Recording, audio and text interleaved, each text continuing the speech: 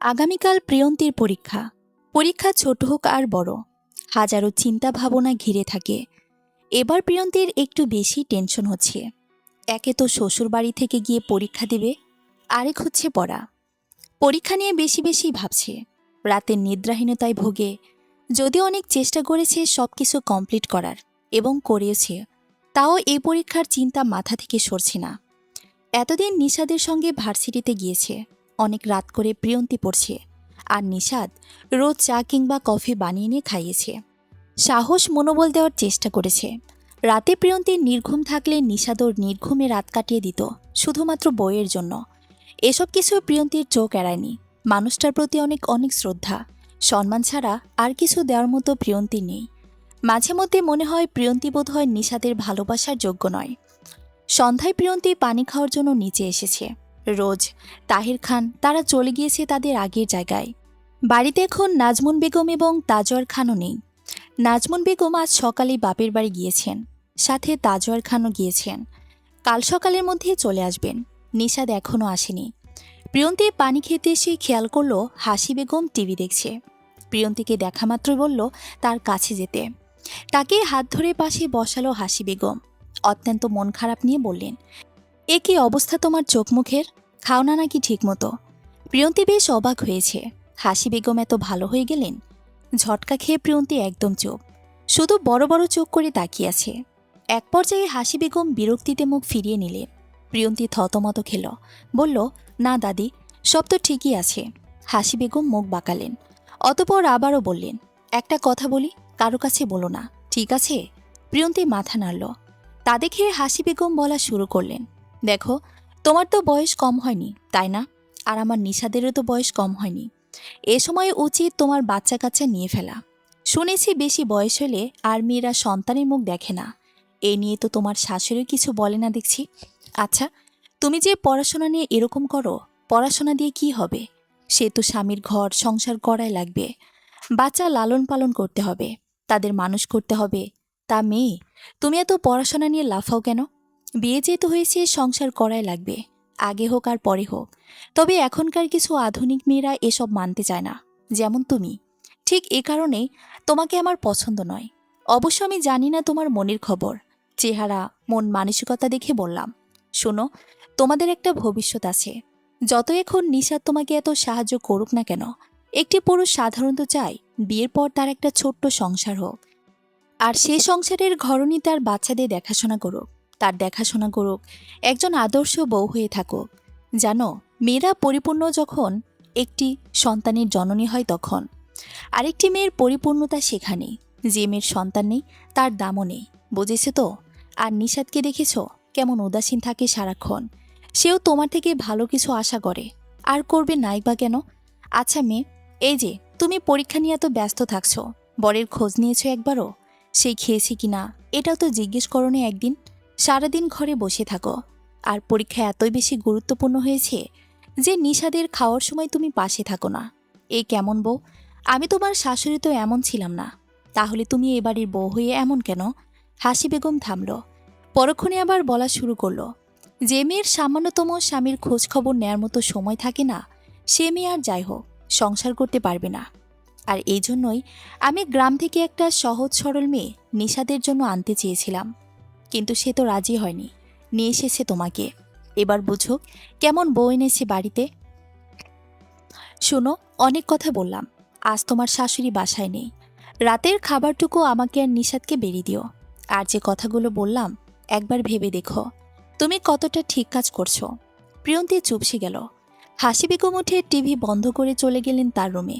প্রিয়ন্তী চোখ বন্ধ করে মাথাটা হেলিয়ে দিল সোফায়। এক পর্যায়ে সবগুলো কথাই ভাবল। এত এত চিন্তার মাঝে আবার নতুন করে আরেকটি যোগ হলো। কি করা যায়, কি করবে ভেবে কুল পায় না। প্রিয়ন্তী সোফায় লম্বা হয়ে শুয়ে পড়েছে। দেয়াল ঘড়িতে একবার তাকালো, 8টা বাজতে চলল। কলিং বেল বাজতে হুড়মুড়িয়ে উঠে পড়ল। দরজা খুলে দেখল নিশাদ এসেছে। আর সময় হলে প্রিয়ন্তী নিশাদকে দেখে হেসে দিত। আজ ব্যতিক্রম হওয়াতে নিশাদ ভ্রু কুঁচকাল। একবার প্রিয়ন্তীর মলিন মুখটা পরখ করে নিল, নিজে দরজা বন্ধ করে দিল। রাতে খাওয়ার পর প্রিয়ন্তী রুমে আসছে না দেখে নিশাদ নিচে এলো। আজ তো নাজমুন বেগমও বাসায় নেই, তাহলে প্রিয়ন্তী নিচে কি করছে? ভাবতে ভাবতে নিশাদ নিচে এলো। এসেই দেখল প্রিয়ন্তী সোফায় মাথা নিচু করে বসে আছে। নিশাদ তার সামনে এসে দাঁড়ালো। কাল পরীক্ষার আজ এভাবে উদাসীন হয়ে বসে আছে। কিছুটা অদ্ভুত লাগলো নিশাদের কাছে। একটু নিচু স্বরে বলল, প্রিয়ন্তী রুমে যাবেন না? হুট করে নিশাদের কণ্ঠস্বর শুনে প্রিয়ন্তী ওপরে মাথা তুলে তাকালো। জি, তাহলে চলুন। এখানে বসে আছেন কেন? এ সময় তো আপনার পড়াগুলো রিভিশন করা উচিত, তা না করে এভাবে বসে আছেন। প্রিয়ন্তী উঠল, সোজা পা বাড়ালো রুমের উদ্দেশ্যে। আসার সময় নিশাদ ব্যালকনি থেকে দেখল একটা সুন্দর চাঁদ উঠেছে। নিশাদ বলল, আপনি কি ফ্রি আছেন? মানে কোনো কাজ নেই তো এখন? পেছনে ঘুরল প্রিয়ন্তী, বলল, না। কিছু বলবেন? ছাদে যাবেন? নিশাদের এহেন কথায় প্রিয়ন্তী বহু ভাবনার মাঝে পড়ে গেল। এখন কোনো কাজ নেই, রাত বেশিও হয়নি। নিশাদের কথা ফেলতে ইচ্ছে করল না প্রিয়ন্তীর। মাথা নাড়িয়ে বলল, চলুন, তবে আমার কিছু কথা আছে, সব শুনব। আগে তো চলুন। ছাদের দুপাশে দুটো মানুষ। নিশাদ কথা বলার জন্য অন্য পাশে এসেছে, আর প্রিয়ন্তী চুপ করে দাঁড়িয়ে আছে তার জায়গায়। অনেক সময় নিয়ে ভাবল দাদির কথাগুলো। প্রিয়ন্তী তার বাবার মতো ডক্টর হওয়ার ইচ্ছে নেই, ছোটখাটো স্বপ্ন, ইচ্ছে। ছোট থেকে প্রিয়ন্তীর ইচ্ছে ছিল একজন শিক্ষিকা হবে, আর সে অনুপাতে পড়াশোনা চালিয়েছে। তবে আজ যে ইচ্ছেটা একদম দুমড়ে মুচড়ে শেষ করে দিতে মন চাচ্ছে। মন বলছে হাসি বেগমের কথা মেনে নিতে, কিন্তু তার বাবা যদি জানে ঠিক কী ভাববে। প্রিয়ন্তী আর ভাবতে পারছে না, মাথা চেপে ধরে আছে। কি হবে সামনে? এ কথাটি নিশাদকে বলবে, এক্ষুনি বলবে। হয়তো নিশাদ কোনো ভালো একটা পরামর্শ দিতে পারবে। কথা বলা শেষ করে নিশাদ প্রিয়ন্তীর পাশে এসে দাঁড়ালো। আজ হঠাৎ তার কি হলো বুঝতে পারছে না। কেন প্রিয়ন্তী এরকম ব্যবহার করছে? মনের মধ্যে খটকা লাগলো খুব। জানার জন্য জিজ্ঞেস করলো। প্রিয়ন্তী মাথা চেপে দাঁড়িয়ে না থেকে মাথা তুলে আকাশের দিকে তাকিয়ে দেখুন, আপনার থেকেও কম সুন্দর চাঁদ চেয়ে আছে আমাদের দিকে। প্রিয়ন্তী দীর্ঘশ্বাস ছাড়ল। আমার কিছু কথা আছে। নিশাদ অবাক চোখে তাকালো প্রিয়ন্তীর দিকে। তার এত সুন্দর কথাটি প্রিয়ন্তী পাত্তা দিল না, রাগ হলো। অতপর গম্ভীর স্বরে বলল, বলুন। আমার কাল পরীক্ষা। আজ থেকে হিসেব করলে ঠিক 15 দিন আগে থেকে আমি জানি আপনার কাল পরীক্ষা। তার নতুন করে বলার কি আছে? আমার ভুলে যাওয়ার রোগ নেই। প্রিয়ন্তী বলল, তা নয়, আমার অন্য কথা আছে। মানা করিনি তো একবারও। জোরে জোরে শ্বাস নিল মেয়েটি। পাশে থাকা পুরুষটি আর চোখে তাকালো। ঠিক কি বলবে যে এতবার ভাবছে, তবুও জিজ্ঞেস করল, দৃষ্টি তার সামনের দিকে। দুহাত বুকে গুজে গম্ভীর করে মুখ করে তাকিয়ে আছে। পাশের মেয়েটির যখন উত্তর বলার সময় হবে ঠিক তখনই শুনবে। বেশ কয়েক মিনিট পর প্রিয়ন্তী বলল, আমি কাল পরীক্ষা দিতে যাচ্ছি না। কাল নয়, সব সময়ের জন্য পড়াশোনা বন্ধ করে দিতে চাচ্ছি। আমি সংসার করব। তাজয়ের খানের একমাত্র পুত্র নিশাদ তাজয়ের আদর্শ বউ হতে চায়। আপনি আমার হাজবেন্ড, এ বিষয়ে জানার অধিকার আপনার আছে, তাই জানিয়ে দিলাম। এটা একান্তই আমার মতামত, সম্পূর্ণটা আমার ইচ্ছা। আমি এই বিষয় নিয়ে কারো কোনো কথা শুনতে চাই না। সিরিয়াসলি, পড়াশোনা ছেড়ে আপনি কিনা আদর্শ বউ হবেন? আপনাকে নিতান্তই একজন বুদ্ধিমত্তা মেয়ে ভেবেছিলাম, আর আপনি কিনা এসব বলছেন? ঠিক মানতে পারছি না। হাসালেন প্রিয়ন্তী। নেশাদ তাচ্ছিল্য হেসে কথাগুলো বলল। সে কোনো মতে মেনে নিতে পারছে না যে প্রিয়ন্তী এরকম কথা বলবে। তাহলে সে কি এতদিন তাকে ভুল চিনেছিল? আনান রহমানের কথাবার্তা, চালচলন সবকিছুই প্রিয়ন্তীর সঙ্গে সাদৃশ্য। আর সে বাবার মেয়ে হয়ে প্রিয়ন্তী পরীক্ষার আগের দিন এগুলো বলছে। ভাবতে অবাক লাগছে নিশাদের। মন চাচ্ছে কতক্ষণ ঠান্ডা পানিতে চুবিয়ে রাখতে প্রিয়ন্তীকে, তারপর যদি শিক্ষা হয়। নিশাদ চোখ বুজে নিজের মাথার চুলগুলো টানল। আজ আর বোধ হয় প্রিয়ন্তীর সামনে নিজের ব্যক্তিত্বকে ধরে রাখতে পারবে না। এতদিন প্রিয়ন্তী যা দেখেছে আজ ভয়ঙ্কর কিছু দেখবে। যদি একটা উল্টাপাল্টা কথা বলে তো? আমি আমার সিদ্ধান্ত জানিয়েছি, আপনার কথা শুনতে বাধ্য নই। এবারের প্রিয়ন্তীর কথায় ধৈর্য ধরে থাকতে পারল না। নিশাদ কিছুটা উচ্চস্বরে বলল, তাহলে আমাকে বলেছিলেন বা কেন? আমি কি শুনতে চেয়েছিলাম? বললেন, আপনি স্বামী, আপনার শোনার অধিকার আছে, জানার অধিকার আছে। তাহলে আমার কথা হচ্ছে, যদি আমার সবটুকু শোনার কিংবা জানার অধিকার থাকে, তাহলে বলারও অধিকার আছে। আপনি ভীষণ বোকা প্রিয়ন্তী। ছোট বড় প্রতিটা মেয়ের ইচ্ছে থাকে সে পড়াশোনা করবে, অন্তত তার পরিবার যেন বলতে পারে যে আমার মেয়েটা একটা ভালো পজিশনে আছে।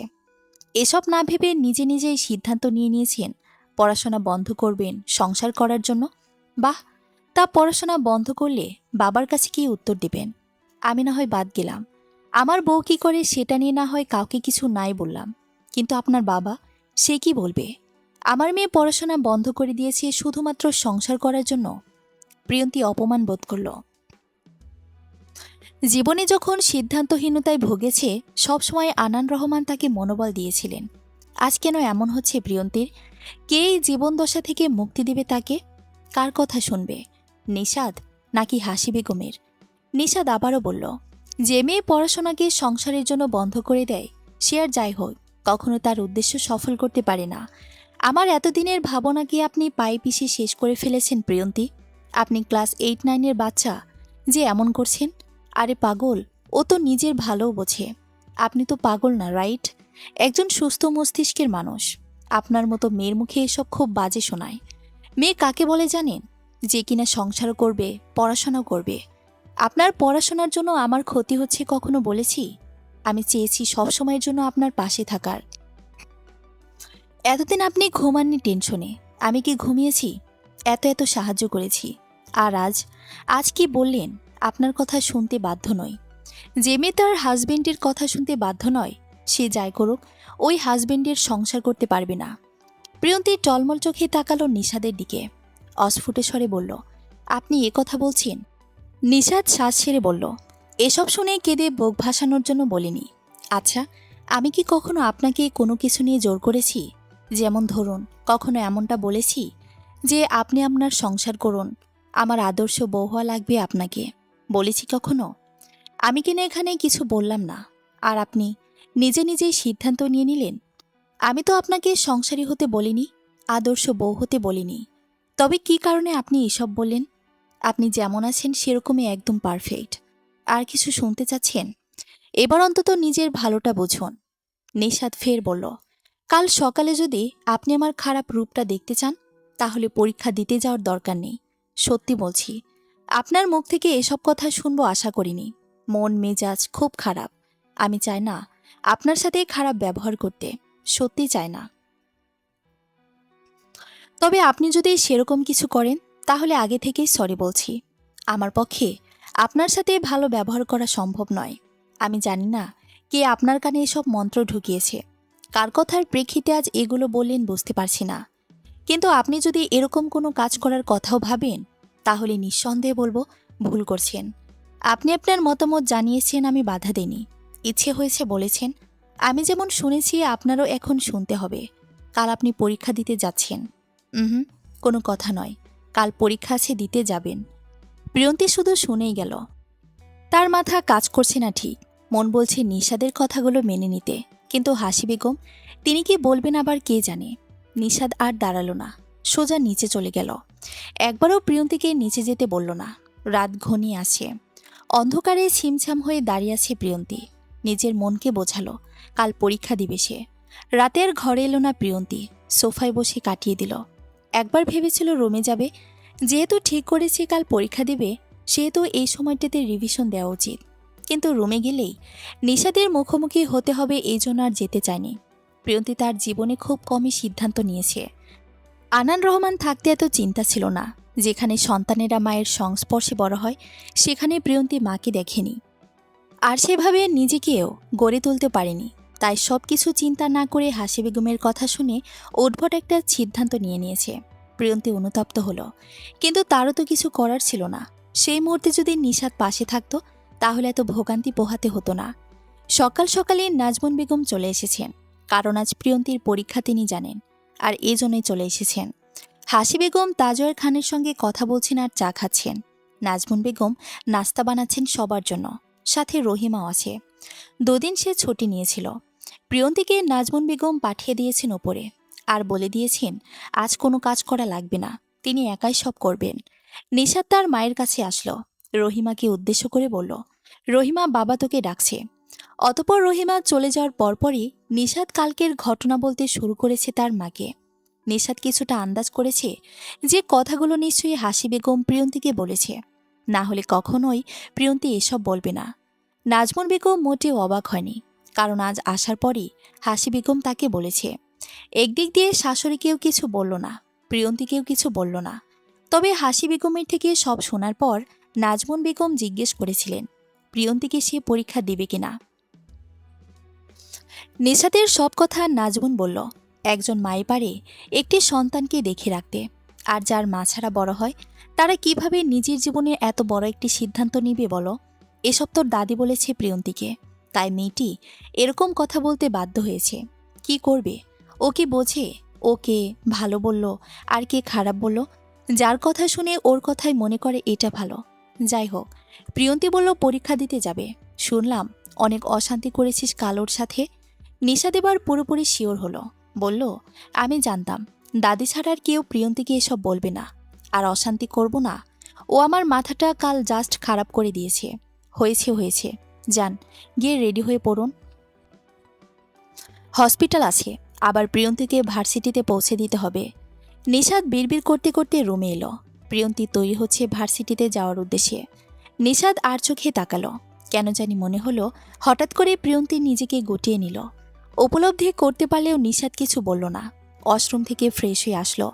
আজ হসপিটাল দেরি করে যাবে। নাস্তা শেষ করে প্রিয়ন্তী পরীক্ষার সকল জিনিসপত্র নিয়ে নিচে আসে। তাজওয়ার খান আর নাজমুন বেগমের সাথে দেখা করে। হাসি বেগমের দিকে পা বাড়াতে তিনি মুখ ফিরিয়ে নিয়েছেন, তাই প্রিয়ন্তী আর গেল না সেদিকে।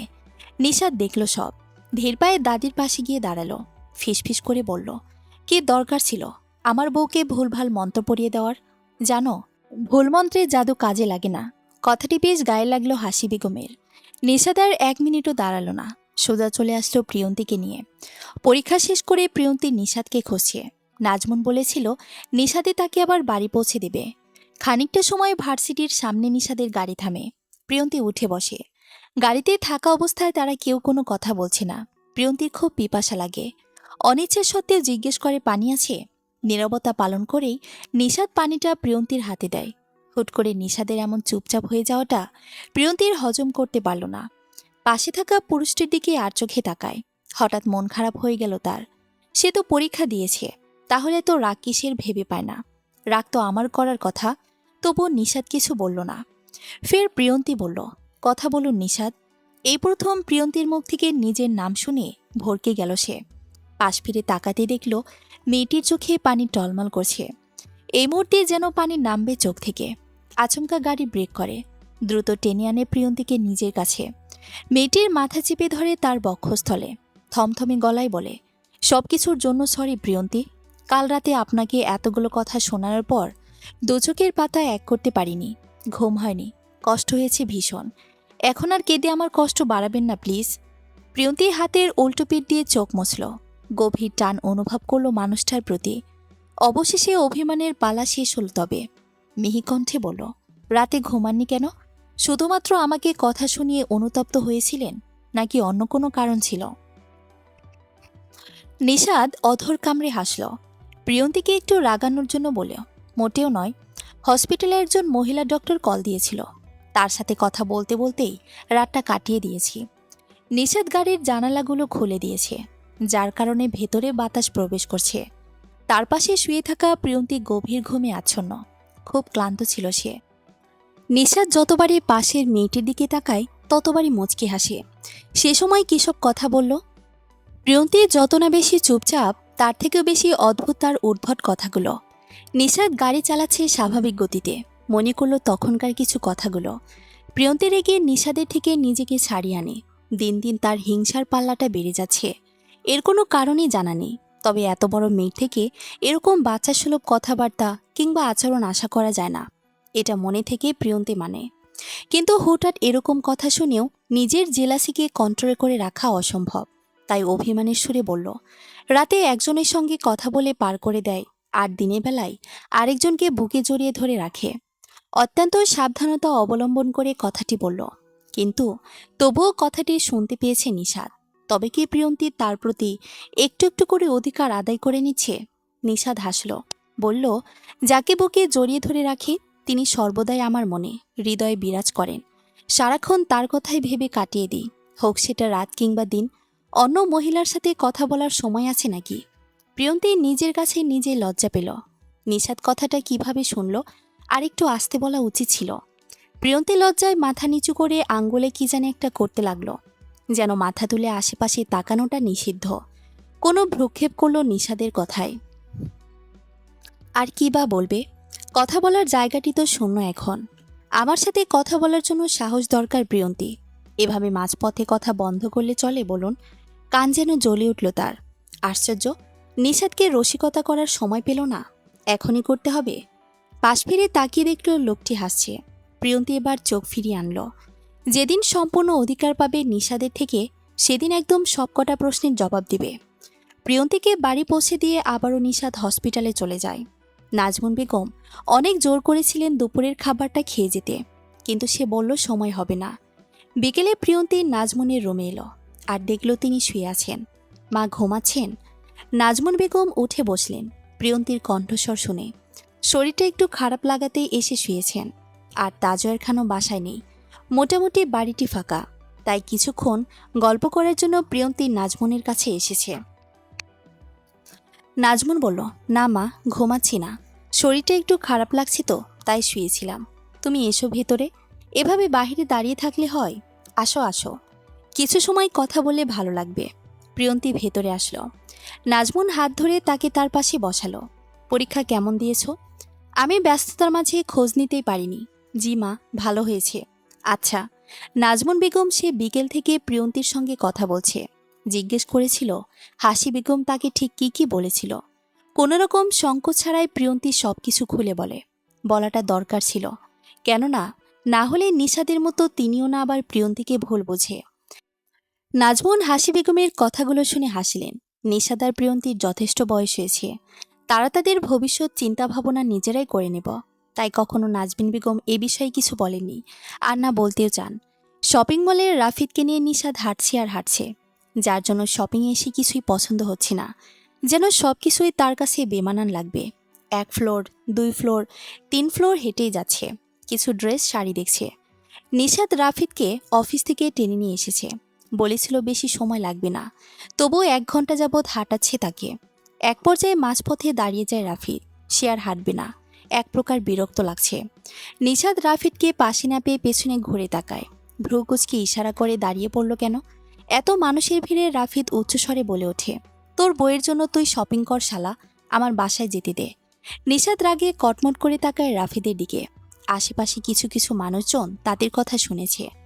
আর এটা পাবলিক প্লেস, তার উপর এত জোরে কথাটা বলেছে, লজ্জায় মাথা কাটা যাচ্ছে তার। নিষাদ রাফিদের গলার ধরে বলে, আমি তোর কোন বোনকে বিয়ে করিনি, প্রিয়ন্তী তোর পাতানো বোন নয়, তাই নেক্সট টাইম শালা বলবি না। এখন চল আমার সাথে। রাফিদ ঠায় দাঁড়িয়ে রইল, বলল, তুই মেয়ে মানুষের মতো শপিং মলে হাঁটছিস, আমি হাঁটতে পারছি না, বাসায় যাব। নিষাদের রাগ হয় ভীষণ। অ্যাক্সিডেন্টের সময় যেখানে রাফিদ পিঠে ব্যথা পেয়েছিল, সেখানে দম করে একটা থাপ্পড় বসিয়ে দেয়। সে নিয়ে 2 বার নিষাদ এখানে মেরেছে। আগের মতো ব্যথা না লাগলেও রাফিদ বলে ওঠে, কলেজ লাইফ থেকে তুই আমাকে মেরে মেরে শরীরটা অকেজো করে ফেলেছিস শালা, বিয়ে হবে আর আমার? যে হারে মারছিস বোধহয় এই জীবনে আর বইয়ের মুখ দেখা হবে না। রাফিদের অপ্রাসঙ্গিক কথায় নিষাদ পাত্তা দিল না, কলার ধরে টানতে লাগলো। খুব কমই নিষাদ শপিং মলে আসে। আজ যেহেতু স্পেশাল মানুষের জন্য কিছু কিনবে, তাই দেখে শুনে ভালোটাই কিনবে। নিষাদ গম্ভীর স্বরে বলল, বলেছি না শালা বলবি না? আর বিয়ে, সেটা তোর কপালে নেই, থাকলে এতদিনে হয়ে যেত। তোকেও কিছু কিনে দেবো চল। রাফিদ ভেঙচি কাটে, দয়া চায় না আমার, ভাবির হাতের 1 কাপ চা খাওয়ালে চলবে। নিষাদ মাথা নাড়ে, আজই রাফিদকে বাড়ি নিয়ে যাবে, যতই হোক এতক্ষণ বিনা লাভে তার সাথে হাঁটছে। অনেক দোকান খোঁজার পর নিষাদ 4টা শাড়ি কিনে। এই শাড়ি নিয়ে বিপাকে পড়তে হয়েছিল। জীবনে প্রথম কোনো মেয়ের জন্য কিছু কিনছে, তাও দুটো পুরুষ। রাফিদের পছন্দ ভালো হয়, একদম সবকিছু সে পছন্দ করতে সাহায্য করেছে। শাড়ির সঙ্গে ম্যাচিং চুড়িও কিনেছে, সাথে কিছু ফুল আর চকলেট। নিশাদ তার মায়ের জন্য কিনল, যেহেতু কিনবেই তার স্পেশাল মানুষের জন্য, আর তার মাও স্পেশাল কম নয়, তাই মায়ের জন্য কিনেছে। নাজমুন বেগম অনেক আইটেম রান্না করেছেন এই রাতের বেলায়। কিছুক্ষণ আগে নিশাদ কল করে বলল আজ রাফিদকে নিয়ে আসছে, তারা একসঙ্গে ডিনার করবে। তাই এই রাতের বেলায় নাজমুন বেগম তাড়াহুড়ো করে রান্না করছেন। প্রিয়ন্তীও সাথে আছে, টুকটাক সাহায্য করে দিচ্ছে। নাজমুন বেগম বলে দিয়েছেন তিনি পারবেন সব করতে, তাও প্রিয়ন্তী দাঁড়িয়ে আছে। কলিং বেল বাজার সাথে সাথেই প্রিয়ন্তী মাথায় কাপড় দিয়ে তাড়াতাড়ি করে দরজা খোলে। রাফিদ তাকে দেখে সুর টেনে সালাম দেয়, আসসালামু আলাইকুম ভাবি।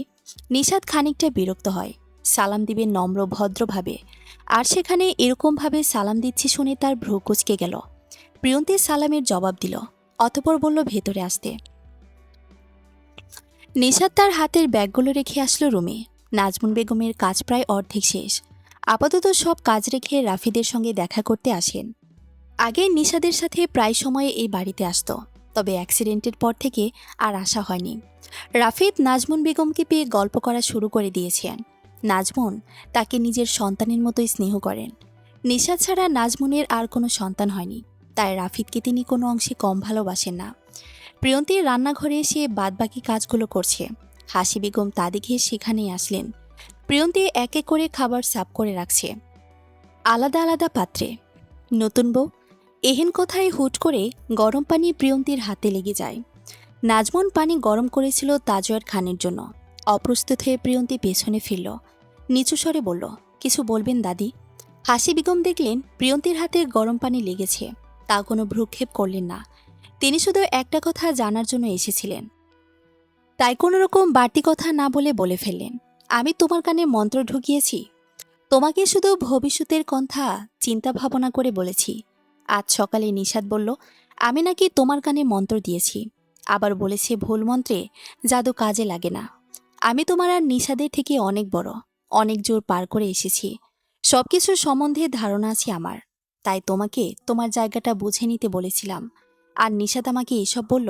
শুনে রাখো, গুরুজনদের সঙ্গে কখনো খারাপ আচরণ করতে নেই। তাদের মনেরও একটা কষ্ট আছে, আর গুরুজনদের মনে কষ্ট দিয়ে ভালো থাকা যায় না। এটুকু বলে হাসি বেগম চলে আসলেন। তার শেষের কথাগুলো কেমন জানি লাগলো প্রিয়ন্তীর। তিনি কি তবে খুব কষ্ট পেয়ে এগুলো বলেছেন? কিন্তু প্রিয়ন্তী তো কিছুই নিশাদকে বলেনি। কাল চাইতেও বলতে পারল না ওনার কথা, তবে সে তো বলেনি, তাহলে কে বলেছে? প্রিয়ন্তীর খারাপ লাগলো। এখানে তার কোনো দোষ নেই, তবুও কেন জানে এমন লাগছে বুঝতে পারছে না। প্রিয়ন্তীর হাতের কাজগুলো আস্তে আস্তে করছে, সারা মাথায় ঘুরপাক খাচ্ছে কথাগুলো। এ বাড়িতে আসার পর থেকে হাসি বেগম সর্বদা তাকে ছোট করে কথা বলেছে। কোনো রকম কথায় প্রিয়ন্তীর প্রত্যুত্তর করেনি, কিছু মনেও করেনি, কিন্তু সবসময় সেই ফেঁসে যায়। প্রিয়ন্তীর ভাবনার মাঝে নাজমুন বেগম আসলেন। নাজমুন তাড়াহুড়োয় খাবারগুলো টেবিলে সেট করছেন। রাফিদ বলেছে সে এখনই চলে যাবে। নিশাদ আর নাজমুন জোর করে রেখেছে, তাদের কথা ডিনার করা ছাড়া যাওয়া যাবে না। নাজমুন বেগমের এত ব্যস্ততা দেখে প্রিয়ন্তী আর বলার সাহস পায়নি, এসব কথা বলবেও না। নিশ্চয়ই হাসি বেগম অনেক কষ্ট পেয়েছে নিশাদের কথায়, আর নিশাদ শুনলে কি না কি বলবে, তারপর হবে আরেক ঝামেলা। রাফিদ খাওয়ার পরপরই চলে যায়। তার মা আবার কল করেছে একের পর এক। নিশাদ বন্ধুর সঙ্গে ডিনার করে ওপরে চলে যায়। নাজমুন আর প্রিয়ন্তী সব গুছিয়ে রাখছে। সে যে হাসি বেগম কথাগুলো বলল, তখন থেকেই মাথা ধরেছে প্রিয়ন্তীর। বারবার শুধু তার মাথায় একই কথা ঘুরছে। সব কাজ শেষে প্রিয়ন্তী রুমে আসে। এসেই দেখে সব অন্ধকার। ভয়ে জড়সড় হয়ে প্রিয়ন্তী বলল, নিশাদ আপনি রুমে নেই? ব্যালকনি থেকে নিশাদ আসলো। লাইট অন করে প্রিয়ন্তী দেখল খাটের উপরে অনেকগুলো ব্যাগ। কৌতূহল নিয়ে তাকায় সেদিকটায়। নিশাদ বলল, এগুলো সব আপনার, আমার তরফ থেকে ছোট্টখাটো গিফট। প্রিয়ন্তী হাসল, এগুলোর কোনো দরকার ছিল না। আরে তো উপহার, তাও বলছেন ছোট্টখাটো। নিশাদ প্রিয়ন্তীকে বলল খাটে বসতে। প্রিয়ন্তীর হাতে এক এক করে ব্যাগগুলো তুলে দিয়ে বলল, খুলে দেখুন আপনার পছন্দ হয় কিনা। প্রচণ্ড মাথা ব্যথা করছে তার, তাও নিশাদের কথা ফেলল না। সবগুলো ব্যাগ খুলে দেখল। শাড়িগুলোর সঙ্গে ম্যাচিং চুড়ি দেখে হকচকিয়ে গেল। অবাক চোখে নিশাদের দিকে তাকালো। নিশাদ স্মিত হাসল। প্রিয়ন্তীর শাড়ির প্রতি কোনো ঝোঁক ছিল না আগে, তবে শাড়ি পেয়ে প্রিয়ন্তী খুব খুশি হলো। চুড়িগুলো হাতে পরে দেখল। আকস্মিক নিশাদ আবদার করে বসল, এখান থেকে একটা শাড়ি আজ পরবেন প্লিজ। যদি সমস্যা না থাকে তাহলে পরলে ভীষণ খুশি হব। বিপাকে পড়ে গেল প্রিয়ন্তী। মাথার যন্ত্রণায় একটু একটু করে বেড়ে যাচ্ছে। এখন কি নিশাদকে মানা করে দিবে সে? প্রিয়ন্তী মাথা তুলে তাকালো সামনে থাকা পুরুষটির দিকে। খাট থেকে একটা শাড়ি নিয়ে অষ্টমে ঢুকল। ব্যালকনিতে দাঁড়িয়ে নিশাদ অপেক্ষা করছে। রুমে প্রিয়ন্তীর ফোনে কল বেজে যাচ্ছে। নিশাদ রুমে এসে দেখল আনান রহমানের নাম্বার থেকে কল এসেছে। রিসিভ করে হ্যালো বলতেই মিলির কান্নারত কণ্ঠস্বর শুনতে পায়। আচমকা নিজের মাথার চুলগুলো টেনে ধরে নিশাদ। কপালের পাশে অঝরে ঘাম জমা হচ্ছে। হাত পা কাঁপছে অনবরত। বুকটা মোচড় দিয়ে উঠল। বারবার ঢোক গিলে ওয়াশরুমের দরজার দিকে তাকালো। নিজের ভেতরটাই হুট করে ভাবে ভেঙে পড়েছে, প্রিয়ন্তীকে কি উত্তর দেবে সে? আনান রহমান স্ট্রোক করেছেন। মিলির কথা অনুযায়ী নিশাদ এটুকু বুঝতে পেরেছে, তবে হসপিটালে না নেওয়া পর্যন্ত কিছুই বলতে পারছে না। প্রিয়ন্তীকে শুধু বলা হয়েছে আনান রহমান অসুস্থ হয়ে পড়েছেন কিছুটা, আর এই মুহূর্তেই তাদের যেতে হবে। বাসায় মিলি ছাড়া আর কেউ নেই। আনান রহমানের এরকম অবস্থা দেখে মিলি কি করবে কিছুই বুঝে উঠতে পারছে না। নিশাদ, প্রিয়ন্তী ও তাজওয়ার খান তারা তিনজন একসঙ্গে যাচ্ছে। নিশাদ তার বাবা মাকে সবটা খুলে বললেও প্রিয়ন্তীকে কিছু শোনানো হয়নি। পুরো রাস্তায় সবাই ঠিকভাবে পৌঁছালেও প্রিয়ন্তী নিজেকে ঠিক রাখতে পারেনি। কাঁদতে কাঁদতে তার অবস্থা পুরো খারাপ। শুধু মনে হচ্ছে বাবার কিছু হলে সে কিভাবে থাকবে, কিভাবে বাঁচবে। যে মেয়েটা ছোট থেকে মা ছাড়া বাবার সংস্পর্শে বড় হয়েছে, সে বাবা হারানোর শোক কিংবা কোনো অসুস্থতার কথা কিভাবে সহ্য করবে। মনের ভিতর বারবার উল্টাপাল্টা চিন্তা ঘুরপাক খাচ্ছে। মন শুধু অনবরত ইশারা দিচ্ছে হয়তো বড় কিছু হয়েছে। গাড়িতে প্রিয়ন্তীর চাপা আর্তনাদ ছাড়ার কিছুই শোনা যাচ্ছে না। নিজেকে পাগল পাগল লাগছে তার। এর মধ্যে তার বুকের ব্যথাও শুরু হয়েছে।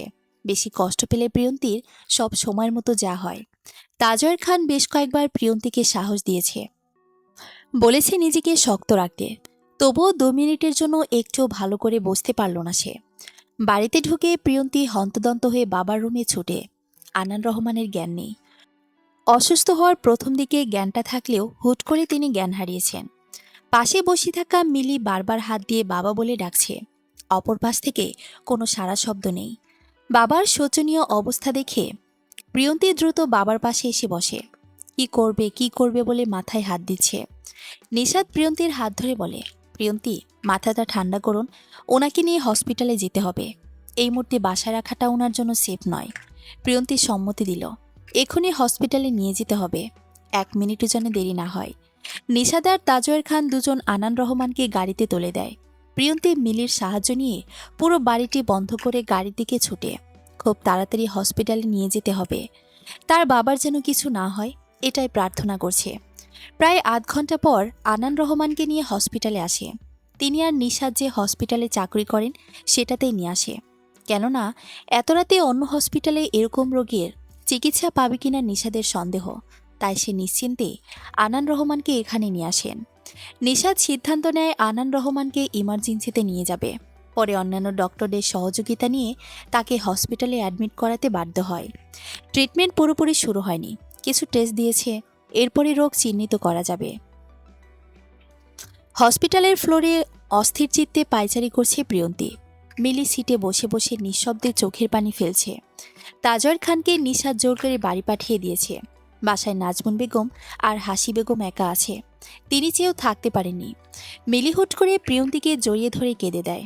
প্রিয়ন্তীর হৃদয় যেন ভেঙে টুকরো টুকরো হয়ে যায়। সন্ধ্যায় হাসি বেগমের তখনকার কথাগুলো মনে পড়ল। ভয়ে জড়সড় হয়ে রইল সে। প্রিয়ন্তী বলল, মিলি, আমার বাবার কিছু হলে কিভাবে থাকবো আমি? কে আমায় দেখবে? কে আমার খোঁজ খবর নিবে বল? কেন এরকম লাগছে আমার? মিলির কান্নার শব্দ বেড়ে যায়। মেয়েটার বয়স বেশি না, 15-16 হবে। বোঝার পর থেকে আনান রহমানকে বাবা বলেছে, প্রিয়ন্তীকে আপু বলেছে। কখনো পরিবারের শূন্যতা উপলব্ধি করতে পারেনি। এমনকি তার কোনো চাওয়া আনান রহমান অপূর্ণ রাখেনি। আছে মানুষটা এত অসুস্থ, ভাবতেই খারাপ লাগছে। এ যেন নিজের বাবা। আর নিজের বাবার অসুস্থতার কথা শোনার পর যেমন লাগবে, এখনো ঠিক একই লাগছে। আপু দেখবে, বাবা ঠিক হয়ে যাবে। বাবা আগের মতো সুস্থ হয়ে উঠবে, আমাদের সঙ্গে হাসবে, কথা বলবে। বাচ্চা মেয়ে কতই বা বয়স হয়েছে, তবুও কেমন কথা বলছে। প্রিয়ন্তীর চোখ মুছে মিলির মাথায় হাত বুলালো, বলল, দোয়া কর যাতে বাবা সুস্থ হয়ে যায় খুব তাড়াতাড়ি। ডক্টর মাহবুব আনান রহমানের ট্রিটমেন্ট করছেন। এত রাতে তিনি যেসব টেস্ট করে দিয়েছিলেন সবগুলোই করা হয়েছে। নিশাদ যেন কিছু কিছু আন্দাজ করতে পেরেছে। ডক্টরের মুখ থেকে না শোনা পর্যন্ত কিছু বলছে না। টেস্টগুলো করতে প্রায় অনেক সময় লেগে যায়। তার এত রাতে এই হসপিটালে আনার কারণে সম্ভব হয়েছে। না হলে বেশিরভাগ হসপিটালে এই সময়ে এসব রোগের চিকিৎসা বন্ধ থাকে। যেহেতু আনান রহমান এখানেরই ডক্টর, তাই তারা খুব দ্রুত ট্রিটমেন্ট শুরু করে। রিপোর্টগুলো হাতে পাওয়ার পর ডক্টর মাহবুবের মুখটা কেমন মিয়ে যায়। একবার মাথা তুলে নিশাদের দিকে তাকালেও আবারও রিপোর্ট দেখায় মনোযোগ দেয়। তিনিও কিছুটা বুঝেছেন নিশাদ হয়তো ধরতে পেরেছে। বেশ কিছু সময় নিয়ে ডক্টর মাহবুব বলল, ডক্টর আনান রহমান ইসমিকিক স্ট্রোকে আক্রান্ত হয়েছেন। জ্ঞান না ফেরা পর্যন্ত শরীরের কন্ডিশন বলতে পারছি না। আর তুমি তো জানোই স্ট্রোকে আক্রান্ত হলে কি হয়। নিশাদের ভ্রু কুঁচকে থাকাটা মিলিয়ে গেল। তার ধারণাটাই ঠিক। আনান রহমানের ইসকেমিক স্ট্রোক হয়েছে। ডক্টর মাহবুব নিশাদের কাঁধে হাত রেখে বলল, চিন্তা করো না, উনি সুস্থ হয়ে যাবেন। শুধু ওনার ট্রিটমেন্ট ভালো হলেই হবে। আর তাকে একটু হাসি খুশি রাখার চেষ্টা করো। এখন তো উনি তোমার শ্বশুরও। আর বাদবাকি সব কিছু দেখার জন্য আমি আছি। কাল সিটি স্ক্যান, এমআরআই করতে হবে। আপাতত এভাবে থাকো, জ্ঞান ফিরো, তারপর দেখছি কি করা যায়। মাথা নাড়ায় নিশাদ। ডক্টর মাহবুবের সঙ্গে কথা বলতে বলতে কেবিন থেকে বাইরে আসে। তখনই চোখ পড়ে প্রিয়ন্তি আর মিলির এক মুহূর্তটি। নিশাদের চোখে না পড়লেও ডক্টর মাহবুব খুব ভালো করে দেখলেন তার মেয়ে নেই, 3টা ছেলে। একটি মেয়ের শখ অপূর্ণই থেকে গেল। বাবাদের জন্য মেয়েদের টান বেশি থাকে। প্রিয়ন্তির কাহিনী দেখে বুঝলেন প্রিয়ন্তিকে আগে থেকেই চেনা, তাই বাবার প্রতি প্রিয়ন্তির এই আকুলতা তিনি বুঝতে পারছেন। নিশাদের হাত ধরে তাদের সামনে নিয়ে গেলেন। বললেন, বউকে সামলে রাখো নিশাদ, তাকে বুঝাও যে তার বাবার তেমন কিছু হয়নি, তিনি সুস্থ হয়ে উঠবেন। নিশাদ হাসল। প্রিয়ন্তি এরূপ আগমনে হকচকিয়ে উঠল। মিলিকে ছেড়ে সোজা হয়ে দাঁড়ালো। কপালের পাশের এলোমেলো চুলগুলো ঠিক করে মাথায় কাপড় দিল। নিশাদ অপলক দৃষ্টিতে প্রিয়ন্তির দিকে তাকায়। এই মেয়েকে দেখে কাঁদলেও সুন্দর লাগে। পরক্ষণে আজকের ঘটনাটা মনে পড়ে। এ সময় বউকে জড়িয়ে ধরে সান্ত্বনা দেওয়া উচিত। কোনো মতেই এখন এসব ভাবলে চলবে না। নিজের কথা মনে রেখে নিশাদ মাথা চুলকালো। একটু বিভ্রান্ত হলো।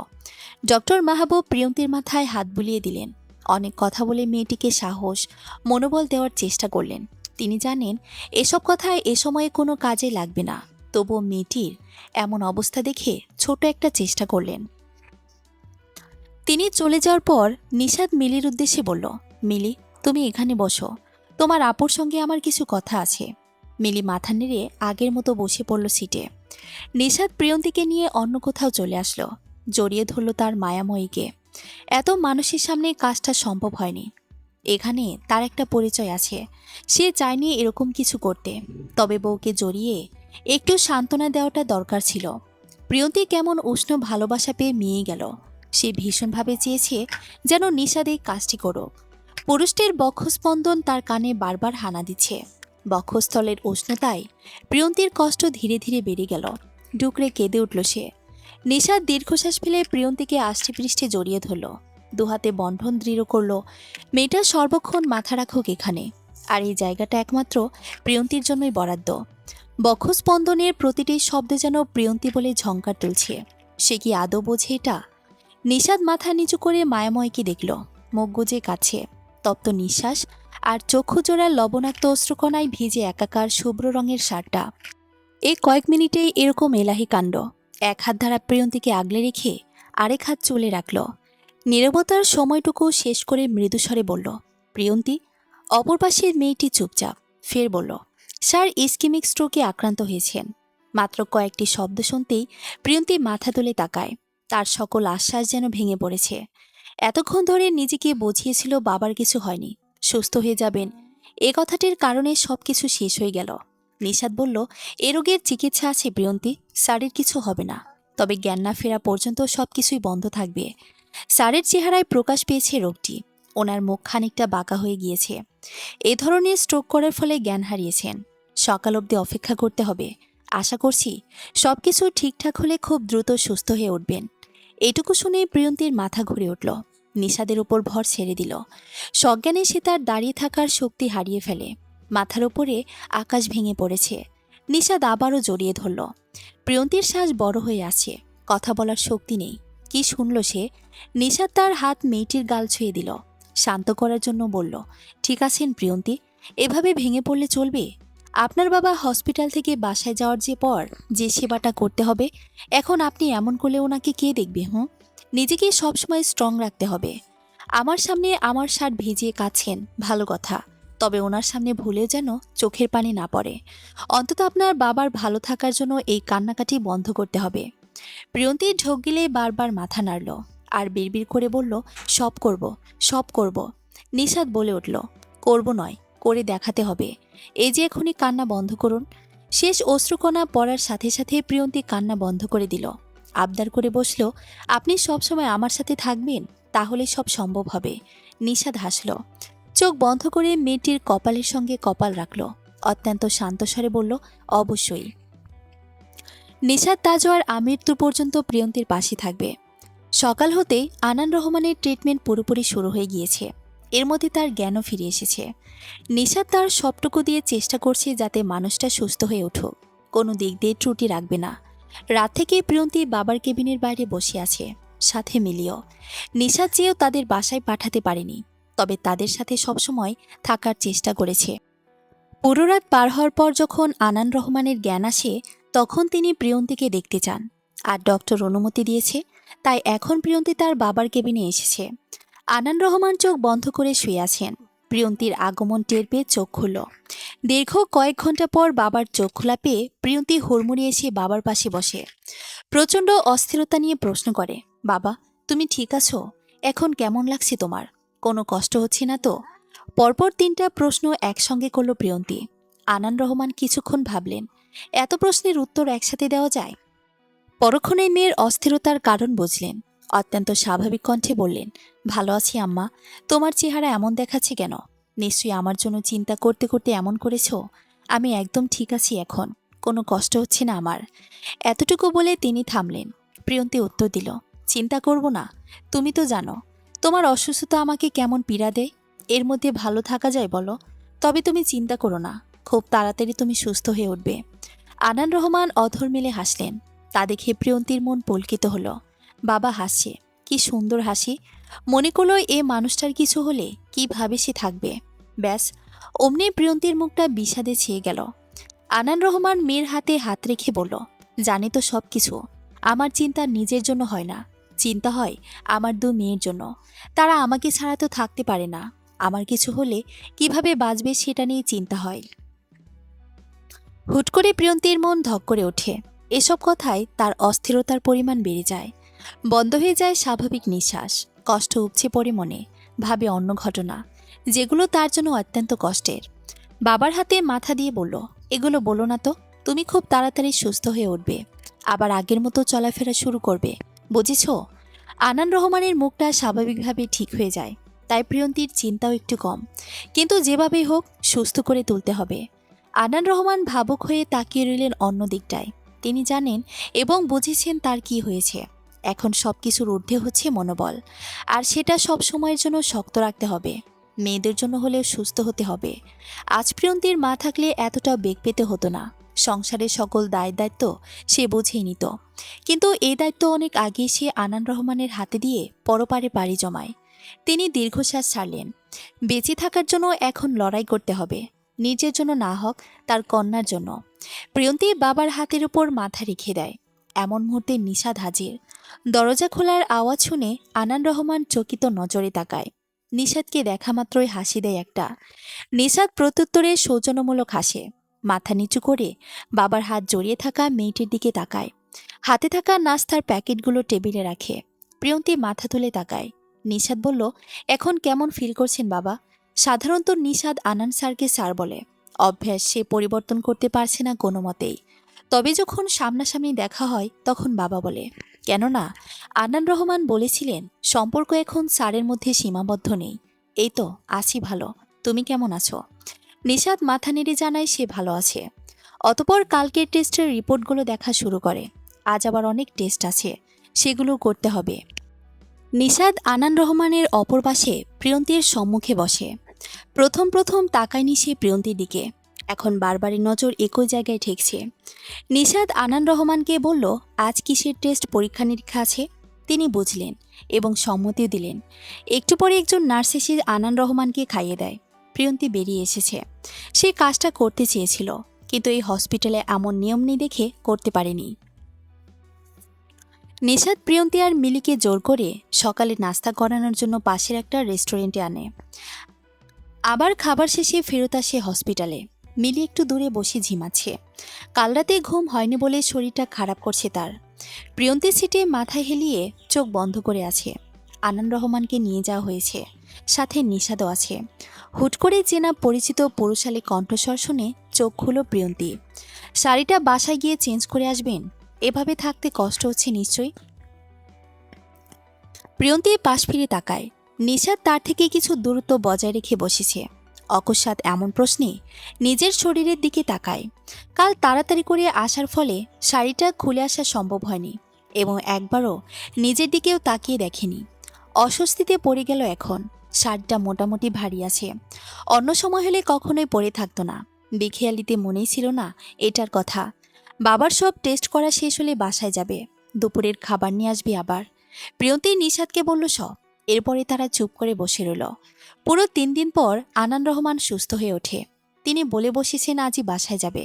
যেহেতু তিনি এখন অনেকটাই সুস্থ, তাই বাসায় নেওয়ার অনুমতি দিল। বিকেল হতেই তাকে নিয়ে হসপিটালে হতে বাসায় আসবে। এতদিন নাজমুন বেগম আনান রহমানকে দেখার জন্য আসতে পারেনি। হুট করে হাসি বেগম অসুস্থ হয়ে পড়েছেন। তবে প্রতিদিনই তাজয়ের খান এসেছেন, দেখা করেছেন। সকাল 11টার দিকে নাজমুন আসে। কিছুক্ষণ কথাবার্তা বলার পর প্রিয়ন্তী বলে ওঠে, মা, আমি কিছুদিন আমার বাবার সাথে থাকতে চাই। আপনি যদি। নাজমুন বেগম থামিয়ে দিলেন। মেয়েটার কথা শুনে আশ্চর্য হয়ে গেলেন। প্রিয়ন্তী না বললেও তিনি নিজ থেকে বলতেন তাকে। এই মুহূর্তে আনান রহমানের পাশে অবশ্যই প্রিয়ন্তীর থাকা উচিত। তাদের বাড়িতে বোঝদার মেয়ে বলতে সে একজনই, মিলিত ছোট, সে বা কী করবে। নাজমুন এক কথায় রাজি হয়ে গেল। প্রিয়ন্তী নিশাদের দিকে তাকালো। মুখ দেখে বোঝার উপায় নেই যে তার মতামতটা কি। প্রিয়ন্তী ভাবল আবার রাগ করেছি কিনা। পরক্ষণে মনে হলো, না, নিশাদ কেন রাগ করবে? এখানে কি রাগ করার কারণ হলো? নিশাদ তো চায় তার বাবা খুব দ্রুত সুস্থ হয়ে উঠুক, তাহলে রাগ করার কোনো প্রশ্নই আসে না। বিকেলে আনান রহমানকে বাসায় নিয়ে আসা হয়। নিশাদ খুব যত্ন সহকারে তাদের পৌঁছে দিয়ে যায়। এই কয়েকদিন সে ঠিক করে ডিউটি করেনি, শুধুমাত্র আনান রহমানের পেছনেই ছুটেছে। প্রিয়ন্তী নিশাদকে যাওয়ার সময় বলল থাকার কথা, কিন্তু সে মানা করে দিল। অর্থাৎ তার সময় নেই, এখান থেকে ফিরে আবার ডিউটিতে যেতে হবে। প্রিয়ন্তী বাসায় এসে হুলস্থুল কাণ্ড বাঁধিয়ে ফেলে, সবকিছু গোছগাছ শুরু করে দেয়। পুরো বাড়িটি একদম নাজেহাল অবস্থা। সেটি পরিষ্কার করতে কাজে লেগে পড়ে। আনান রহমানের খাবারের ব্যবস্থা করে। ডক্টর বলে দিয়েছে যাতে সঠিক সময়ে খাবার আর মেডিসিনটুকু যেন দেয়। এভাবে সন্ধ্যা হয়ে যায়। সন্ধ্যায় মিলে চা বানিয়ে সকলকে দেয়। আনান রহমান হাসি মেয়ে দুটোর কাণ্ড দেখে। কত দায়িত্বশীল দুজন, তবে এবারই প্রথম দেখাচ্ছে। আনান রহমানকে হাসতে দেখে মিলি ভ্রু কুঁচকাল। বলল, হাসছ কেন? নির্লিপ্ত ভঙ্গিতে তিনি বললেন, আমার দু আম্মার কাণ্ড দেখে। মিলি চুপ রইল। অন্য রুম থেকে প্রিয়ন্তী উচ্চস্বরে বলল, এক মেয়েকে তো বিয়ে দিয়ে দিয়েছ, এখন অন্য মেয়ের হাতে চা খাও। যদি মেয়ে না থাকতো আজ তোমার কি দশা হতো ভাবতে পারছো? এখন সবকিছু আমরা সামলে নিচ্ছি দেখে হাসি পাচ্ছে তোমার? কথা বন্ধ হয়ে গেল আনান রহমানের। প্রিয়ন্তীর কথার আসল মানে বুঝল সে। মনে করলেন এখন চুপচাপ থাকাটাই শ্রেয়। 1 দিন, 2 দিন, 3 দিন, এরকম করতে করতে 3 দিন হয়ে গেল। প্রিয়ন্তীর সাথে নিশাদের তেমন কথা হয় না। কেন হয় না জানা নেই। 2-1বার প্রিয়ন্তী কল দিয়েছিল, কিন্তু সময়ের অভাবে নিশাদ কল রিসিভ করতে পারল না। আনান রহমান এখন অনেকটাই সুস্থ। তিনি বলে দিয়েছেন পরের সপ্তাহ থেকে হসপিটালে যাবেন। সারাক্ষণ উদাসীনতা ঘিরে থাকে প্রিয়ন্তীকে। মাঝে মধ্যে মনে হয় তার ফিরে যাওয়া উচিত এখন। নাজমুন বলেছেন তার যখন ইচ্ছে হবে তখনই যেন আসে। প্রিয়ন্তীর মন চায় এখনই চলে যেতে। নিজের রুমে একা বসে প্রিয়ন্তী বাহিরে তাকিয়ে আছে, যেন কিছু ভালো লাগছে না। রাতে শুয়ে এপিটোপিট করছে প্রিয়ন্তী, কিছুতেই ঘুম আছে না। উঠে রুমে কয়েকবার পায়চারি করলো, আবার এসে শুয়ে পড়েছে। হুট করে কি যেন মনে পড়ল। বালিশের পাশে হাত দিয়ে ফোন খোঁজে। ফোনটা হাতে নিতেই বড় বড় অক্ষরে লেখা নিশাদ তাজওয়ার দিয়ে সেভ করা নাম্বার থেকে কল আসে। অমনি প্রিয়ন্তীর হাতটা কেঁপে ওঠে। অবশেষে মানুষটার ব্যস্ততা শেষ হলো। 2-1বার ঠক গেলে প্রিয়ন্তী কিছুক্ষণ অপেক্ষা করে, অতিরিক্ত ভাবনা না করে কল রিসিভ করে। ফোনটা দূরে রেখে কয়েকবার নিঃশ্বাস ছাড়ে। কানে ফোনটা রেখে শুনল সে কণ্ঠটি। মৃদুস্বরে ধমকে উঠল অপর পাশের মানুষটি। ফোন রিসিভ করতে এত সময় লাগে? আমতা আমতা করে প্রিয়ন্তী বলল, আসলে তেমন কিছু নয়, আমি ফোনের কাছে ছিলাম না। ইচ্ছে করে প্রিয়ন্তী মিথ্যে বলল। এই প্রথম মিথ্যে বলে তার কোনো অনুশোচনা হলো না, বরং অধর চেপে হাসল নিঃশব্দে। এছাড়া তো আর কোনো উপায় ছিল না। নিশাদ বাড়তি কিছু বলল না। এতদিন পর ফ্রি হয়েছে সে। ভাবল প্রিয়ন্তীর সঙ্গে কতক্ষণ খোঁজ গল্প করবে। শান্ত স্বরে বলল, দুঃখিত, এতদিন ঠিক করে খোঁজ খবর নিতে পারিনি আপনার। কেমন আছেন? কি শীতল কণ্ঠস্বর। প্রিয়ন্তী উঠে বসল, গায়ে কাঁথা টেনে ব্যালকনিতে আসলো। বাতাস বইছে চারপাশে। চেয়ার টেনে বসল সে। অনেকক্ষণ যাবৎ সময় নিয়ে বলল, জি ভালো আছি, আপনি? নিশাদ হাসল, ভালো নেই, কাজের প্রেসারে ভালো লাগছে না। আমি কিছুদিন কোথাও থেকে মাইন্ড ফ্রেশ করে আসতে চাই, সাথে আপনাকেও নিয়ে যেতে চাই। প্রিয়ন্তী বিব্রত হলো কিছুটা। সে যাবে কিভাবে? পরীক্ষার মাঝে অনেক গ্যাপ গিয়েছে, তবে 2-3 দিনের জন্য যেতে সমস্যা নেই, কিন্তু কদিনের জন্য যাবে সেটাই তো জানে না। নিশাদ কিছু বলল না। এ নিয়ে পরে কথা বলবে, আগে তার মনের কথাটা জানানো দরকার, না হলে কিভাবে বোঝাবে প্রিয়ন্তীর শূন্যতা তাকে কত বেশি কষ্ট দিচ্ছে। নিশাদ ওপর হয়ে শুয়ে পড়ে, এক হাতে ফোন চাপে কানে। বলে, প্রিয়ন্তী একটা কথা বলতে যাচ্ছি, যদি অনুমতি পাই তাহলে বলবো। সঙ্গে সঙ্গে উত্তর আসলো, জি। নিশাদ চোখ বুজে থাকলো, মাথা উঁচিয়ে পাশের বালিশে তাকালো, খানিকটা নিচু স্বরে বলল, আমার পাশের বালিশের সর্বক্ষণ চুপচাপ থাকা মেয়েটাকে ভীষণভাবে মিস করছি। প্রিয়ন্তী, আপনার সঙ্গে সমুদ্র দেখার ভীষণ ইচ্ছে হয়েছে, তা আপনি যদি অনুগ্রহ করে রাজি হয়ে যেতেন তাহলে আমার ইচ্ছেটা পূরণ হতো। প্রিয়ন্তী হাসল, রাত বাজে 12টারও বেশি, এত রাতে এরকম একটা আবদার?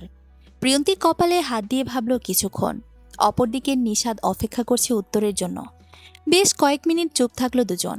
অতঃপর প্রিয়ন্তীর মনে হলো নিশাদকে এভাবে অপেক্ষা করানো ঠিক হবে না, তাই সোজা সাপটা বলল, আমার পরীক্ষায় গ্যাপ আছে কিছু দিনের জন্য, চাইলে যেতেই পারি। নিশাদ তড়িতে উঠে হয়ে বসল। সে জাস্ট মজার ছলে বলেছে, কাজের প্রেশার দিন দিন বেড়েই চলছে, তাই চেয়েছে নিজের মনকে একটু ফ্রেশ করা দরকার। নিশাদ খানিকটা চমকালো, আসলে প্রিয়ন্তী যেতে চাচ্ছে? হুট করে হেসে উঠল সে। অপর পাশের মেয়েটি সব শুনছে। নিশাদ পরপর বলল, সিরিয়াসলি আপনি যেতে চান? প্রিয়ন্তী মিনমিন করল, সে কি অপ্রত্যাশিত কিছু বলেছে নাকি? আপনি তো বললেন। ওকে, তাহলে কাল যাচ্ছি আমরা। আপনি যেহেতু রাজি তাই আর কোনো কথা নয়, পুরো পরিবার মিলে আমরা সমুদ্র দেখতে যাচ্ছি কাল। প্রিয়ন্তী চমকে উঠল, একদিনের মধ্যে কিভাবে সব সম্ভব? তার উপর সবার রাজি হওয়ারও তো ব্যাপার আছে। নিশাদ ফোন কেটে দিল। প্রিয়ন্তীকে কিছু বলার সুযোগও দিচ্ছে না। একসময় সে খানিকটা বিরক্ত হয়, ফোন রেখে রুমে চলে আসে।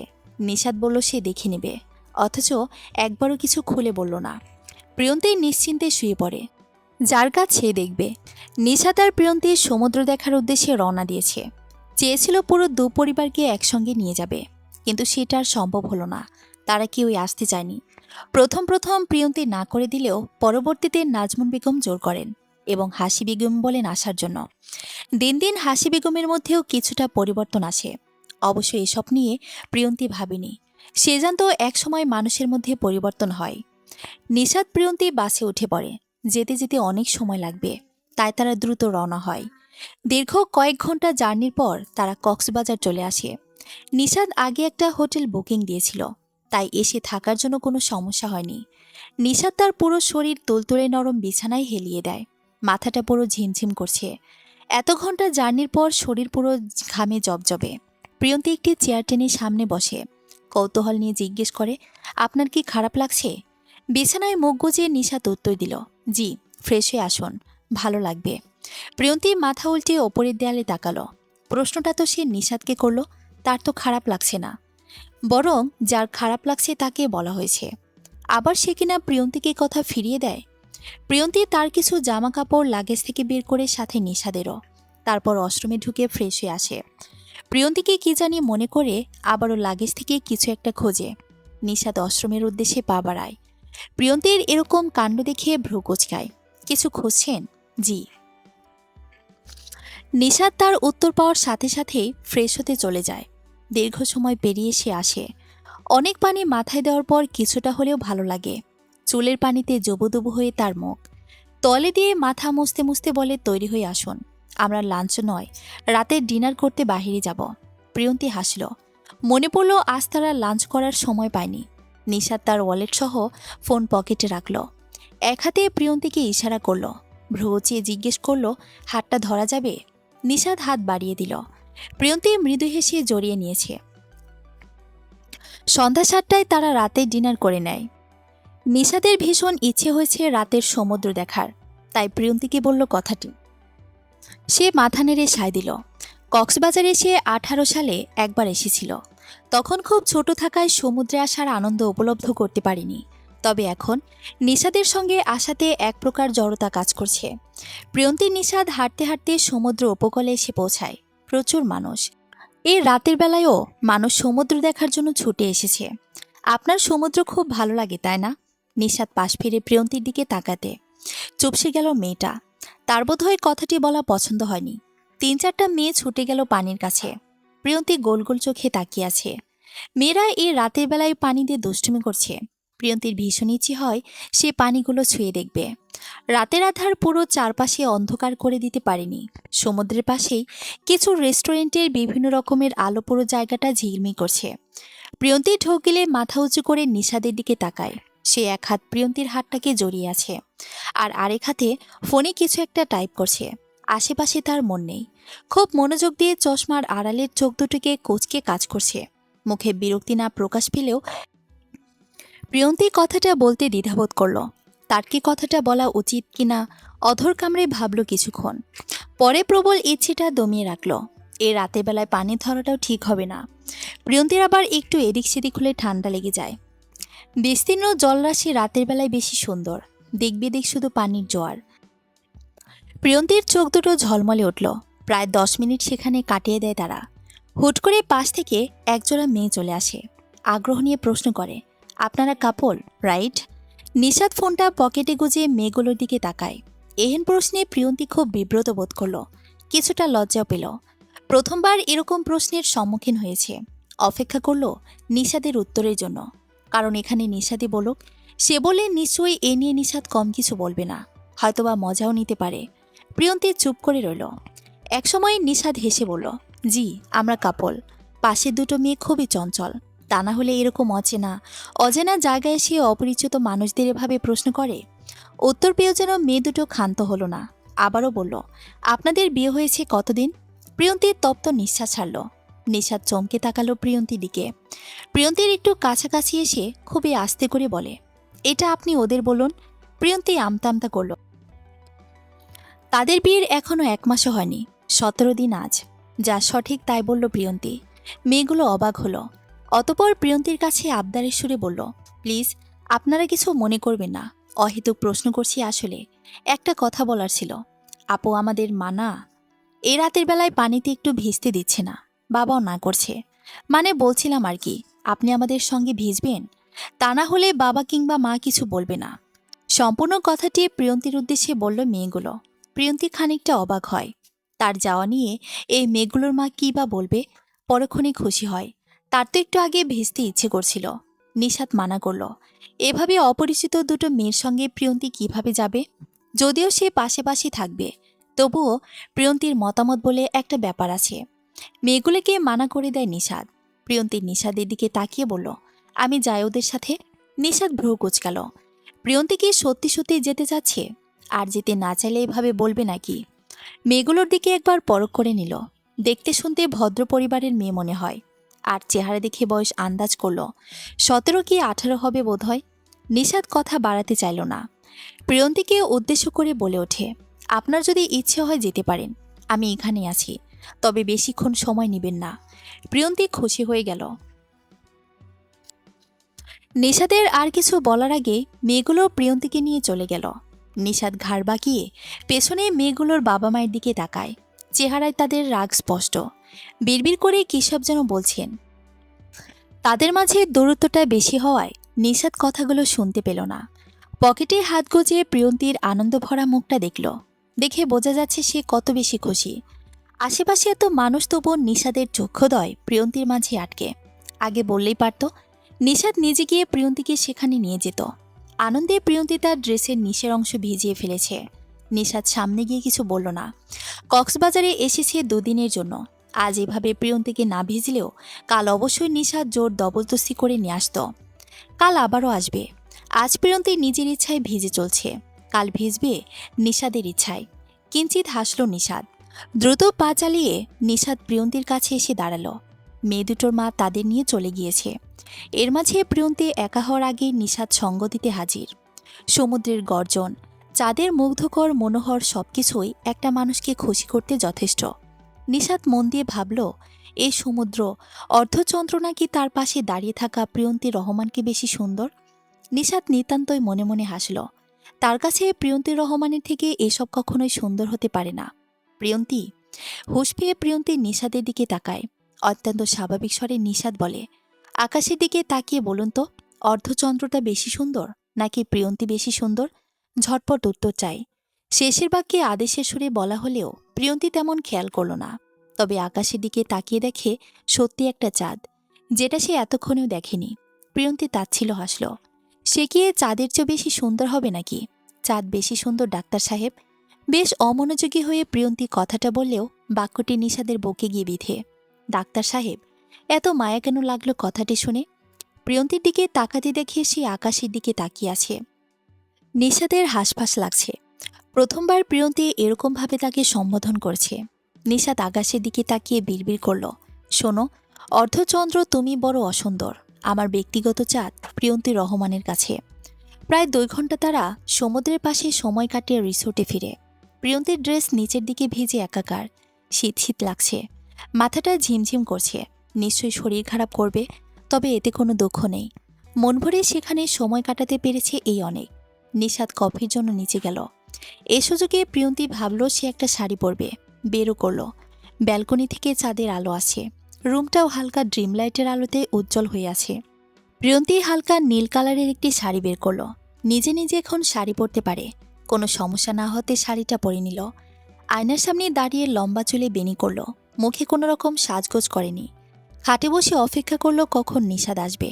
কফি খেলে মাথার ঝিমঝিম কমবে, আবার ভালো লাগবে। রুমের মধ্যে কয়েকবার পায়চারি করল।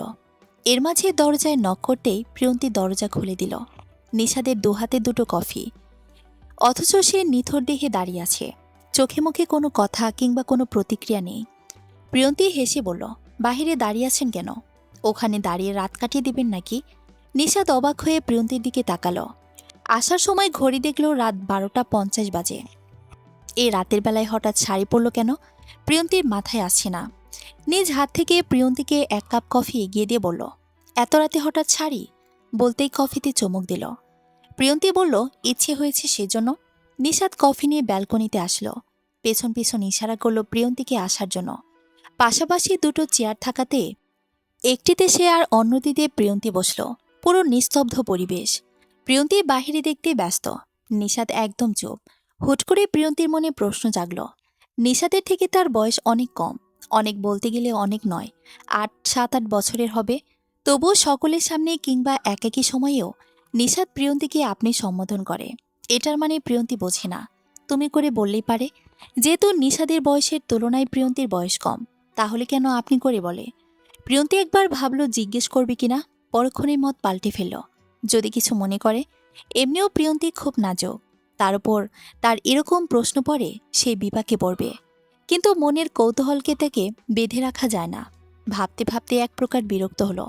একবার জিজ্ঞেস করেই দেখবে। প্রশ্ন করতে উদ্যত হতেই নিষাদ বলে ওঠে, কি ব্যাপার, কিছু বলবেন? প্রিয়ন্তী বলল, আপনি আমায় আপনি করে বলেন কেন? বয়সে তো আমি আপনার বড় না। নিষাদ হাসল আনমনে। প্রিয়ন্তী বেশ খেয়াল করল, কেমন স্নিগ্ধ হাসি। ছোট ছোট খোঁচা দাড়িতে হাসিটা বেশ সুন্দর লাগছে। তার উপর চশমা পরিহিত চক্ষুদয় হাসিটাই কিছুটা কুঁচকে আছে। বেশ নিখুঁতভাবে প্রিয়ন্তী খেয়াল করল। আচমকা তার হৃদয় ধক করে ওঠে। এত সুন্দর স্মিত হাসি। বউ হচ্ছে সম্মানের, আদরের, ভালোবাসার মানুষ। আদর ভালোবাসার অধিকার তো পায়নি এখন অবধি, তাই সম্মান করেই আপনি বলছি। প্রিয়ন্তী মাথা নিচু করল। লজ্জায় কান মুখ লাল হয়ে উঠল। এই প্রথম বোধহয় নিষাদ এমন কথা বলল। আগে কখনো বলেছি কিনা প্রিয়ন্তীর মনে নেই। মন চাইল এই মুহূর্তে এখান থেকে উঠে চলে যেতে। নিষাদ আর চোখে প্রিয়ন্তীর লজ্জিত মুখশ্রী দেখতে ব্যস্ত। কলার সাথেই খানিকটা বিরক্ত বোধ করল। পকেট থেকে ফোন বের করতে দেখে নাজমুন বেগমের নাম্বার থেকে কল এসেছে। কল রিসিভ করতে ভেসে আসলো তার দাদির হাসিমুখ কণ্ঠস্বর। নিষাদ উপলব্ধি করতে পেরেছে যে তার দাদির মধ্যে পরিবর্তন হয়েছে। সে আর আগের মতো প্রিয়ন্তীর সঙ্গে খারাপ আচরণ করে না, এতেই সে খুশি। নিষাদ যখন বলল, জি দাদি, তখনই প্রিয়ন্তী বুঝল হাসি বেগম কল করেছে।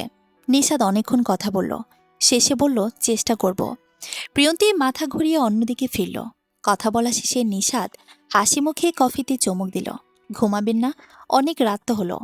মাথা নেড়ে প্রিয়ন্তী বলল, চলুন তবে, বলেই উঠে দাঁড়ালো। নিষাদ বসে থাকা অবস্থাতেই আবার বলে ওঠে, শুনুন, দাদি কল দিয়েছে। তারপর তেমন কিছু নয়, তবে বলল যাতে সুখবর নিয়ে বাসায় যায়। আবারও সেই মুহূর্ত। প্রিয়ন্তী বুঝল যে নিশাদ ঠিক কী উদ্দেশ্যে করে কথাটি বলেছে। এবার আর দাঁড়িয়ে থাকতে পারল না, তাড়াহুড়ো করে রুমে চলে আসে। সেখানে দাঁড়িয়ে থাকলে কতক্ষণ লজ্জা পেতে হতো কে জানে। নিশাদও রুমে আসে কিছুক্ষণ পর। প্রিয়ন্তী খাটে এসে বসে। ঘুমাবেন এখন? নিশ্চুপ প্রিয়ন্তী। নিশাদ বেশ ভালো করে বুঝতে পারল প্রিয়ন্তী লজ্জা পাচ্ছে। অনুমতি পেলে জড়িয়ে ধরব, তাহলে লজ্জা একটু কমে যেতে পারে। নিশাদের আর কিছু বলতে হয়নি। প্রিয়ন্তী নিজ ইচ্ছায় নিশাদকে জড়িয়ে ধরল। অনাকাঙ্ক্ষিত সেই মুহূর্ত। আসলে বিশ্বাস করতে পারছি না, পুরুষালী সে কঠিনময়। হৃদয় যেন নড়ে চড়ে উঠল। পরপর ঢোক গিলে ফেলল সে। অনুভব করল চনুপঠির ন্যায় শরীরটি থরথর করে কাঁপছে। শক্ত করে জড়িয়ে ধরল। কাঁপা কাঁপা হাতটি মেয়েটির পিঠ ছুঁয়ে দিল। বড্ড শান্তি লাগছে তার। বড় বড় নিঃশ্বাস ফেলে প্রিয়ন্তী বারংবার চোখ ঝাপটায়। লজ্জায় মেয়ে যায় পুরো।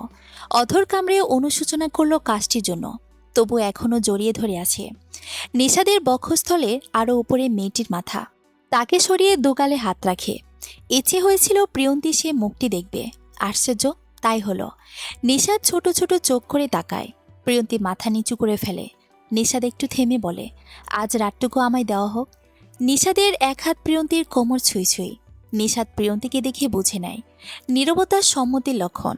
বহু অপেক্ষার সেই কাজটি করার সাহস পায়। প্রিয়ন্তীর অধরের ক্ষুদ্র ক্ষুদ্র স্পর্শ মিশিয়ে দেয়। কোমর জড়িয়ে পুরো মুখটি উষ্ণ ছোঁয়া দিতে ব্যস্ত হয়ে পড়ে। দীর্ঘক্ষণ পর ওষ্ঠধয় আসে। বড়সড় একটা চুমু খায়। অতপর কপালে প্রগাঢ় স্পর্শ দেয়। আজ মেয়েটি সম্পূর্ণরূপে নিশাদের। নেই কোনো অসম্মতি, নেই কোনো বাধা।